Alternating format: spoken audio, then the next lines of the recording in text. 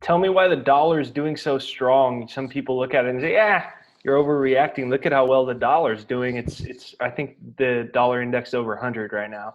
Yeah, What's going on there? why do you privilege the dollar as a numeraire? In other words, when people say a strong dollar, what do they mean by that? Well, they're Every looking at other it. currency's weak or what? Well, yeah, that's the point. You're comparing currencies to currencies. Where's the ruler? Where's the yardstick? And it was where's an objective non-currency measure of the strength of currencies? There isn't one. Well, I can think of one. We'll get to it in a second, but there isn't one. So, in other words, what you're really when you say the dollar's strong, and I'm not picking on it because everyone in the world thinks the same thing. I You're looking at don't. I don't. I'm just. yeah. I'm trying to No, it's a place good it correctly. question. So people are looking at the euro US dollar cross rate. They're looking at DXY, which is a basket. They're looking at the Bloomberg dollar index. There are a number of indices out there. Yes, you're absolutely right. The dollar is stronger by those measures. That's because there's a flight to safety.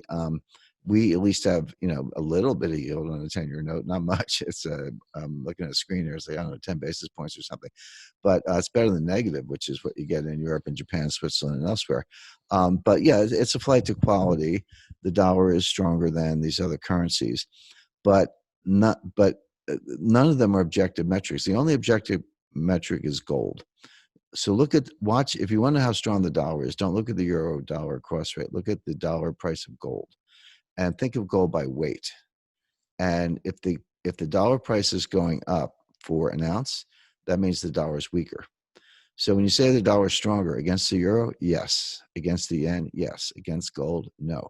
So is the dollar stronger or weaker? Well, that depends how you measure it. And I prefer gold because gold is money, but it's not a currency. And so it is an objective measure. Um, by the way, the US doesn't mind a strong dollar when we're trying to throw a lifeline to other countries. So Europe's in distress, China's obviously in distress, et cetera. So we're saying, okay, we'll bear the cost of a strong dollar to help you.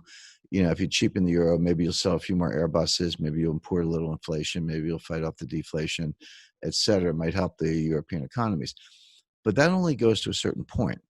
And the point is, when is the US economy so weak that we turn around and say, sorry, guys, now we need the cheap currency. We're the biggest economy in the world. If we go down, we take you with us.